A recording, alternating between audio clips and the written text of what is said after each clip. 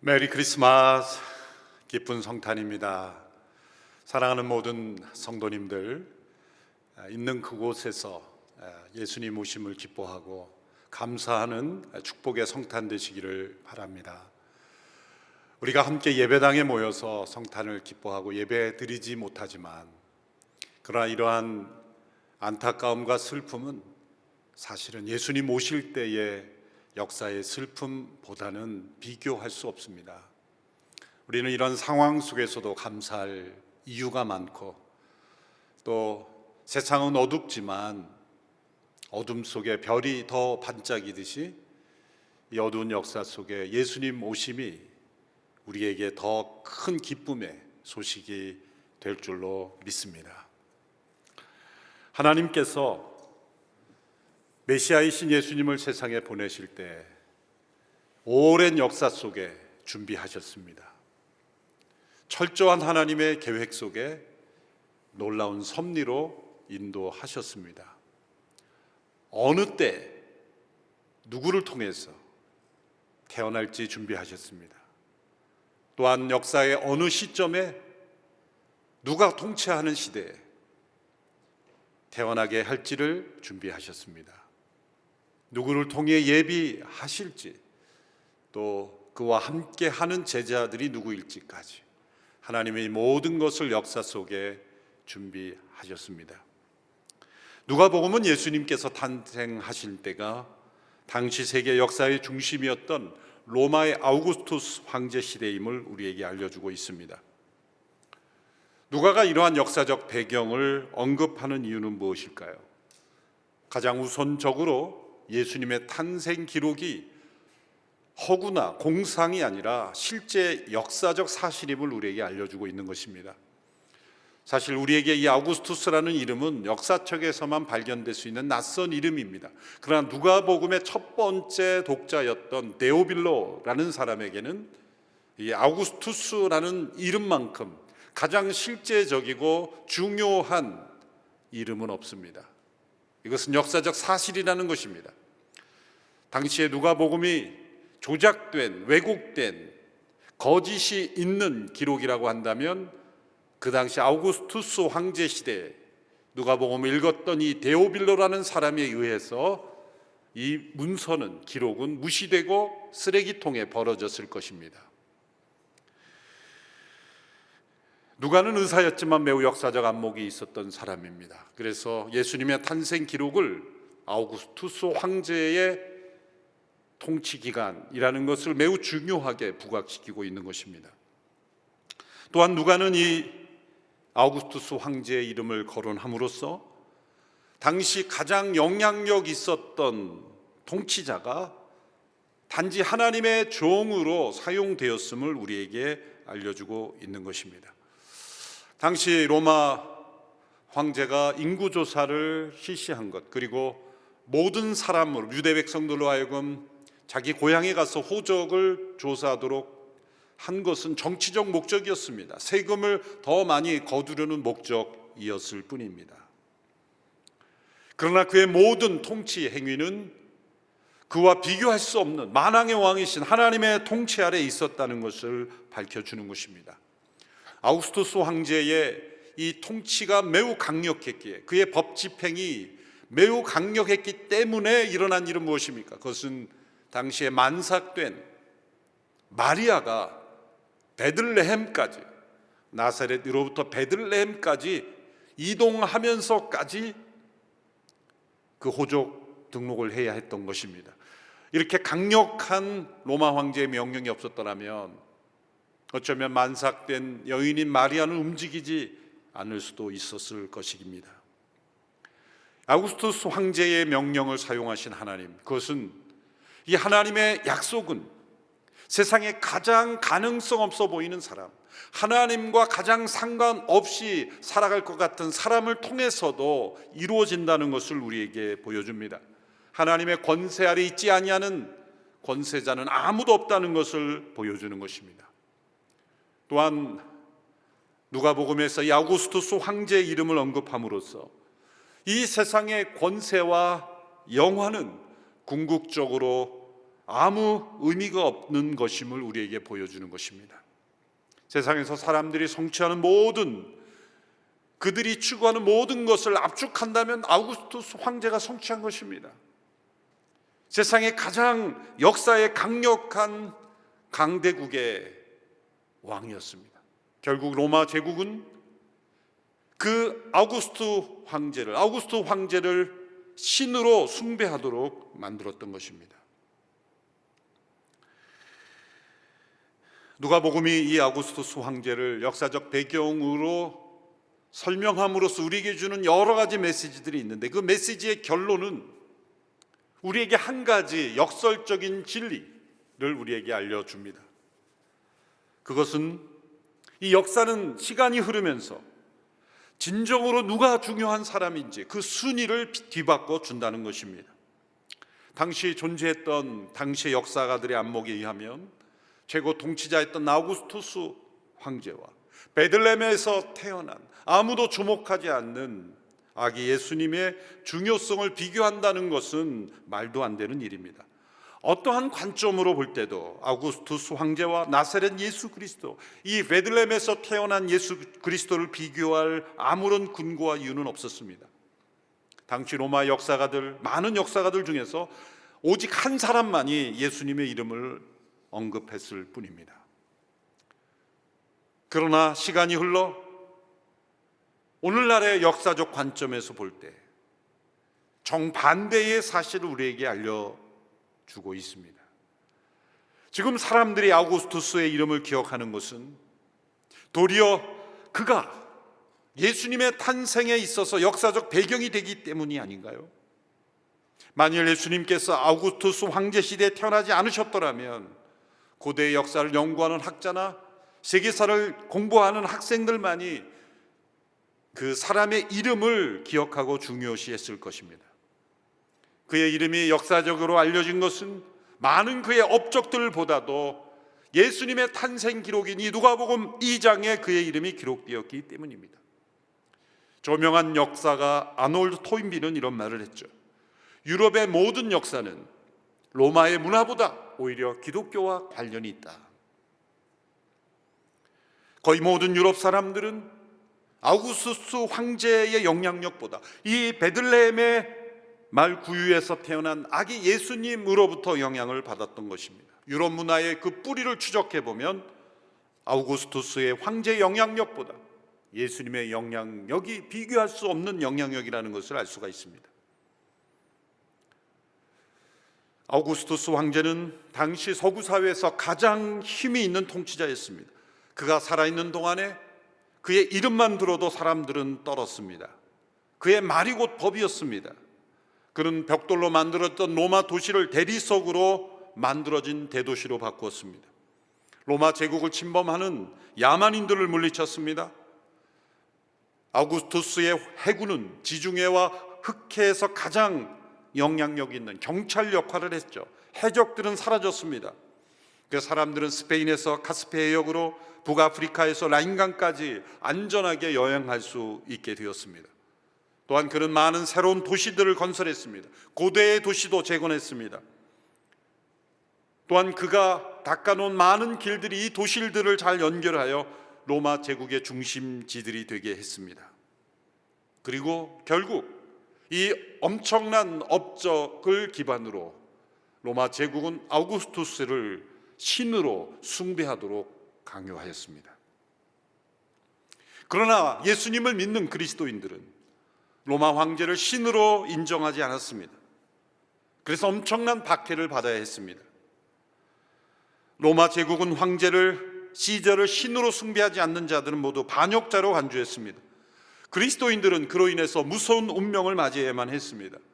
남편들은 대부분 원형 경기장에 끌려가 야수들에 의하여 찢겨져 죽음을 당했습니다. 여인들과 아이들은 노예로 팔려나갔습니다. 그들의 모든 재산도 다 팔렸습니다. 그들의 재산을 팔아서 생긴 이익은 그리스도인들을 신고한 사람들에게 보상금으로 돌아갔습니다. 그래서 많은 로마인들은 그리스도인들을 색출하는 일에 앞장섰고 또 그러한 그리스도인들을 신고 고발하는 것으로 많은 경제적 이익도 얻었습니다. 이러한 기간이 거의 300년 가까이 지속이 되었습니다. 이러한 시대가 300년이나 지속되었다면 이제 예수님을 주와 그리스도로 고백하는 이들은 사랑에서 사라져야 마땅하지 않습니까? 그렇게 되는 것이 자연적 결과라고 추측할 수 있지 않습니까? 그런데 역사는 정반대의 결과를 우리에게 알려줍니다. 그런 오랜 기간 동안에 말할 수 없는 핍박에도 불구하고 그리스도인들의 숫자는 줄지 않았고 도리어 더욱더 커져갔습니다. 로마 제국에서 예수 그리스도를 주와 그리스도로 고백하는 그리스도인들은 모두 다 제거하려고 했지만, 그래서 경기장에 야수들의 밥으로 내던지고 불태우고 희생양으로 삼고, 그러나 그리스도인들은 줄지 않았습니다. 도리어 사람들은 그리스도인들의 모습을 보고 충격을 받았습니다. 경기장의 구경꾼들은 그들이 야수들에 찢겨 죽임을 당하면서도 용기를 잃지 않는 모습을 보고 충격을 받았어요. 죽음의 위기 앞에 서로 사랑하는 모습을 보고 충격을 받았어요. 그리스도를 부인하고 시저를 주라 고백하며 그를 신이라 고백하면 살 수 있는 위기 속에서도 기쁨으로 화형을 당하며 야수들에 찢겨 죽임을 당하면서도 기쁨을 잃어버리지 않는 그들의 모습을 보고 충격을 받았습니다. 전염병이 창궐할 때 모든 사람들이 그 환자 곁에 다가가기를 두려워하여 다 떠나갈 때 그리스도인들이 거리에 너부러진 모든 시체를 치우고 환자들을 돌보는 그들의 희생을 바라보며 사람들은 충격을 받았습니다. 그리스도인들은 세상에 소망이 없다고 생각할 때 소망이 무엇인지를 보여주었습니다. 교회가 이러한 로마 제국의 엄청난 핍박에서 존재할 수 있었던 것은 어떤 종교적인 체계나 조직이나 세속적 권력을 힘입었기 때문이 아닙니다. 도리어 세상의 어떤 권력, 세상의 어떤 물리적인 힘, 어떤 군사적인 힘, 어떠한 조직의 압력에도 무너질 수 없는 살아있는 영적인 힘, 영원한 나라에 대한 믿음과 소망, 그리고 사랑의 힘을 보여주었기 때문입니다.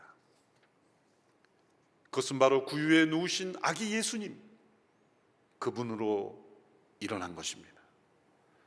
그분이 자라나 평범한 목수의 삶을 살았지만 3년간의 공생애를 통해 나타난 하나님의 아들로서의 능력, 그분의 십자가의 죽음에서 부활하신 부활의 능력, 죽은 자 가운데 다시 살아나신 부활하신 예수님을 만난 제자들에 의한 증거, 그 예수님의 이름이 증거될 때마다 일어난 사람들의 변화, 이 모든 것들이 로마 제국의 아우구스투스 황제가 이루는 모든 업적과 비교할 수 없는 엄청난 영향력을 역사 속에 보여주었기 때문입니다. 아우구스투스는 수많은 지역을 지배했고 많은 도로를 만들었고 장엄해 보이는 대리석 도시를 건설했지만 지금 그의 모든 업적은 다 땅속에 파묻혀 버렸습니다. 고고학자들이, 인류학자들이 땅을 파고 발굴해야 그 흔적의 아주 일부분만을 바라볼 수 있을 뿐입니다. 모두가 다 사라졌어요. 당시 한 도시는 도시 전체가 다 사라져 버렸습니다. 그의 신들을 숭배하기 위한 신전들은 오히려 오랫동안 예수 그리스도를 예배하는 예배당으로 사용되었습니다. 그러나 베들레헴에 아무도 주목하지 않는 목자들로부터 경배를 받고 저 멀리 동방의 박사들로부터 경배만을 받았던, 그러나 헤롯의 위협, 종교 지도자들의 질투와 탄압, 그리고 결국 십자가에 못 박혀 죽으신 예수님, 그분의 부활로 인한 역사는 오늘 이 지구상에 가장 위대한 문화를 만들었습니다. 예수님은 단 한 권의 책도 쓰신 적이 없지만 세상에서 가장 많은 책들의 주제가 된 분입니다. 그분은 단 하나의 예술 작품도 남기지 않으셨지만 모든 음악과 미술과 건축과 교육의 중심이 되셨습니다. 그분은 목수의 기술밖에 없으셨지만 그분을 믿는 많은 이들에 의하여 엄청난 과학기술의 발전도 일어났어요. 그런 어떤 정치적 세력이나 군대를 이끌지 않으셨지만 로마 황제 숭배의 전통을 종식시킨 영향력을 미쳤습니다. 그분은 33세의 짧은 생애를 살았지만 역사는 AD와 BC, BC와 AD, Before Christ와 Anno Domini, 예수 그리스도를 중심으로 한 역사의 구분이 되었습니다. 역사적으로 한 사람의 위대함을 측정하는 기준은 무엇입니까? 그가 세상을 떠난 후에 그 영향력이 얼마나 지속되는가를 가지고 평가합니다. 그래서 한때 이 역사 속에 많은 영향력을 미쳤던 사람도 죽음 이후에는 점점점 영향력이 소멸되기 마련이지요. 그래서 여러 나라들이 과거의 위대한 정치가나 위인들을 기념하는 메모리얼 데이도 있습니다. 그러나 진정 그 메모리얼 데이에 그분을 기억하며 그분으로 인하여 기뻐하고 그 위인으로 인하여 삶의 목적을 회복하는 이가 과연 있을까요? 그분 때문에 휴일이 되어서 감사한 정도? 그것만 해도 정말 기억하는 거죠. 그러나 예수님은 그분의 죽음 이후에 그분의 영향력은 소멸되지 않고 도리어 지금 2000년이 지난 이 역사 속에 더 불일 듯 일어나며 영향력이 일어나고 있습니다. 왜일까요? 그것은 그분이 진정 살아계신 하나님의 아들이셨기 때문입니다. 그분의 짧은 인생에서 나타난 놀라운 신적인 능력, 그분의 겸손, 그분의 사랑, 그분의 희생, 그분의 진리, 그분이 곧 길이요 진리요 생명이시기에 그분을 따르고 믿고 의지하는 그리스도의 교회는 역사 속에 더욱더 영향력을 미치고 있습니다. 로마 제국을 비롯한 수많은 통치자들이 예수 그리스도의 교회를 무너뜨리려고 했습니다. 그러나 어떤 권세도 교회를 무너뜨릴 수 없었어요. 아우구스투스와 같은 비전을 가진 이들이 늘 교회를 핍박했고 예수 그리스도를 믿는 것을 가로막았습니다. 오늘 이 시대에도 교회를 핍박하고 예수 그리스도를 믿는 자유를 없앤 나라들을 보십시오. 다 절대 권력을 추구하는 자들입니다. 자신이 신처럼 추앙받기를 원하는 사람들입니다. 아우구스투스가 되기를 원하는 사람들입니다. 그러나 아우구스투스와 예수님과의 비교해서 우리에게 증거하는 것은 예수님 탄생 당시 가장 막강한 권력자의 역사는 시간이 흘러서 지금 우리에게는 예수님 탄생의 역사적 배경밖에 되지 않는다는 거예요. 다시 반복하여 말하지만 역사는 시간이 흐르면서 진정으로 누가 중요한 사람인지 그 순위를 뒤바꿔 주는 것입니다. 역사는 베들레헴에서 태어나신 예수님께서 진정 하나님의 아들이심을 증거합니다. 창조주이신 삼위일체 하나님이신 그분께서 세상에 오심으로 십자가를 지심으로 생명의 부활을 통해서 우리에게 영원한 생명을 주시고 영원한 나라로 인도하심을 증거합니다. 창조주이신 그분께서 사람의 아들로 오셨을 때 그분이 동물의 염을 통해 누이신 것은 큰 문제가 아니었습니다. 고난받고 십자가의 형틀에 불의한 이들에 의하여 죽임당하는 것도 큰 문제가 아니었습니다. 왜 그렇습니까? 그분이 모든 것을 통해 이루실 목적은 영원한 하나님의 나라를 회복하는 것이었기 때문입니다. 우리 모든 이들을 구원하셔서 우리를 하나님의 나라로 인도하시는 것이었기 때문입니다. 그래서 그분이 오실 때 아우구스투스 황제와 비교할 수 없는 시점이었지만 역사는 이 모든 것을 뒤바꾸고 있습니다. 우리가 오늘 성탄의 메시지를 믿는다는 것은 이 역사에 나타난 하나님의 역사의 진실을 믿는 겁니다. 이 역설의 진리를 믿는 것입니다. 아우구스투스처럼 세상의 자랑과 영광에 초점을 맞춰 사는 삶은 그림자처럼 사라질 것임을 믿는 것입니다. 그러나 예수 그리스도를 주와 그리스도로 믿고 고백하며 성령 안에서 살아가는 사람은 상상할 수 없는 영향력 있는 삶을 살게 된다는 것을 믿는 것입니다. 오늘 우리는 성탄을 맞이하며 선택해야 합니다. 아우구스투스의 길을 걸을 것인가? 아니면 예수 그리스도의 길을 걸을 것인가? 세상의 아우구스투스가 될 것을 꿈꾸며 살 것인가? 아니면 성령 안에서 예수 그리스도의 나라를 꿈꾸며 살 것인가? 역사는 시간이 흐르면서 우리의 선택이 어떤 선택이었는지를 증거해 줄 것입니다. 기도하겠습니다. 살아계신 하나님, 하늘의 영광을 버리시며 낮고 낮은 이 땅에 찾아오셔서 만물보다 심히 부패한 우리의 마음까지 임하신 주님, 오늘 성탄을 맞이하며 기뻐하며 이 세상의 어떤 권세도 무너뜨릴 수 없는 예수 그리스도의 나라를 우리에게 선물하여 주심을 기뻐하며 감사합니다. 아우구스투스의 길을 걷지 아니하고 예수 그리스도의 길을 걷는 우리의 모든 삶이 되게 하옵소서. 예배당에 함께 모여 성탄을 기뻐하고 축하하며 경배하지 못하는 이 안타까운 현실 속에서도 진정 성탄의 깊은 의미를 깨닫고 우리 주님 오심을 기뻐하며 능력 있게 위기의 시대를 극복하는 우리 모두가 되게 하여 주옵소서. 먼 훗날 한국 사회 역사를 기록할 때에 이 전염병이 창궐한 시대에 그리스도인들이 참으로 의로웠고, 그들은 놀라웠고, 그들은 서로 사랑하였고, 그들은 희생하였고, 그들은 세상의 소금과 빛이 되었었다 기록되는 오늘의 교회가 되게 하옵소서. 예수님의 이름으로 기도하옵나이다. 아멘.